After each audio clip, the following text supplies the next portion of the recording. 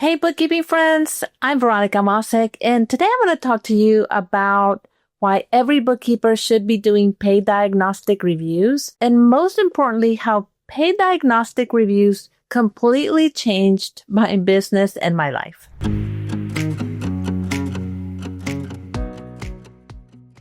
Have you ever talked to a prospective client? You're so excited at the prospect of getting a new client, bringing in some more revenue into your company. I've been there. I needed the money. And you talk to this prospective client and you have that connection with them. You know that they would probably be a great client for you. And they tell you everything that's wrong with their bookkeeping, the uncategorized transactions, old undeposited funds, the bank accounts haven't been reconciled. And you've said to yourself, I've seen this before. I know I can help them. And you have a great conversation, but then comes the difficult part, the money conversation, because you have no idea how much to charge this client. And if you're like me, I would have these types of conversations with my prospective clients. Rather than giving them some sort of fixed price for their cleanup, their catch up, their bookkeeping work, I would say that, hey, I'm going to have to get back to you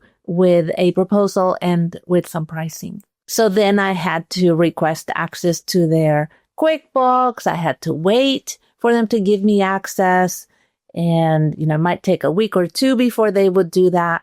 And then I would spend at least a couple of hours, if not more, sifting through their QuickBooks file, identifying everything that was wrong with it, identifying everything that needed to be done to it to get it caught up, cleaned up, and reconciled. Even before I could give the client a recommendation of my services, I had to figure out the pricing for their cleanup, for their catch up, for their monthly bookkeeping. And it was stressful. Because I honestly, even if I had looked at their books for some time, I just stressed. I didn't know, am I charging enough? Maybe I'm charging too much and I won't get this project, or I'm not charging enough and I'm undervaluing myself. And so I would sit there and just stress over it. And then a couple of weeks later, I would finally get my courage up to send that service proposal to my client to give them my pricing, which, by the way, I probably had discounted at least once or twice already, and I would send it on to the client, and then you guessed, crickets.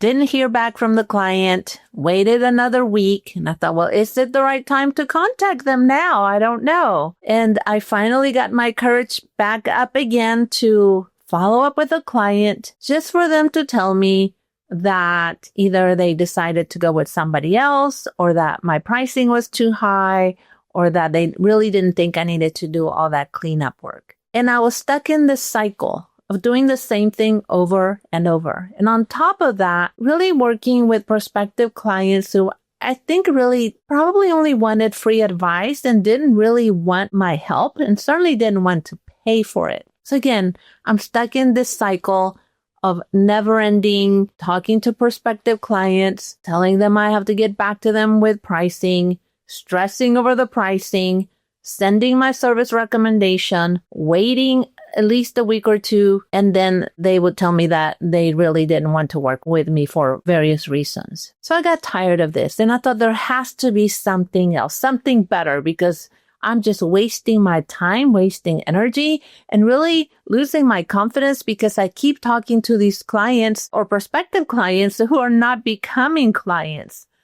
And as you know, when you're starting your bookkeeping business, when you're growing your bookkeeping business, that you need those bookkeeping clients, and you're hopefully wanting to get those good clients who are going to pay you. So I heard about a couple of bookkeepers who were doing a paid analysis of their clients' books before they took them on as clients. And I thought, oh my gosh, that is so smart, but they're getting paid for that. Like somebody is paying for them to review their books and to tell them what's wrong. Those bookkeepers said, yeah, that's what we're doing. And I thought, well, okay, I need to figure out how to do a diagnosis or a diagnostic review, and I need to figure out how I might be able to charge for that. I set out to develop my own system of diagnosing my clients' books. I already had background in auditing in my previous career before I started my business. I was very well versed in reviewing my clients' books, the balance sheet, the profit and loss, the accounts receivable, accounts payable, etc. So that was something that I was very comfortable with. I was very comfortable also putting together checklists, quality control checklists, systems and processes. I thought rather than learning from somebody else, I want to have my own system of doing this diagnosis. So I created this very extensive checklist over time that I refined. It took me a few months to refine it, but I created my own checklist for doing diagnostic reviews. Now I had a system and I had a way to do this analysis, but I was still scared to charge for the diagnostic review. So I thought, well, let me just do a diagnostic review for free for my next potential client and just to see how it goes. And so sure enough, this potential client came along and they were telling me that their books were messed up, that they needed to be cleaned up, they were out of date, unreconciled, etc. So I offered to them my diagnostic review and said, I will need to review your QuickBooks file before I can give you pricing, and I will let you know exactly what's wrong with your books. So they were excited about it. They gave me access to their QuickBooks. I got started. I went through my checklist and I'm finding everything that's wrong with their books. And I put together a very extensive report of everything that needed to be done to get their books cleaned up and up to date. I sent it to the client. I sent my pricing to them as well.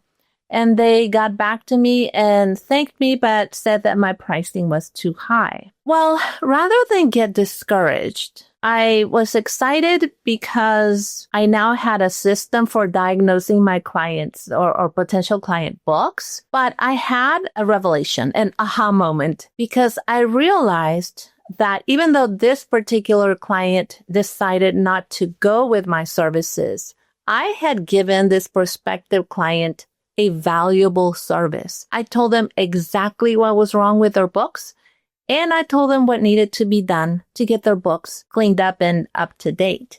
And I realized that the service had value. And you know what?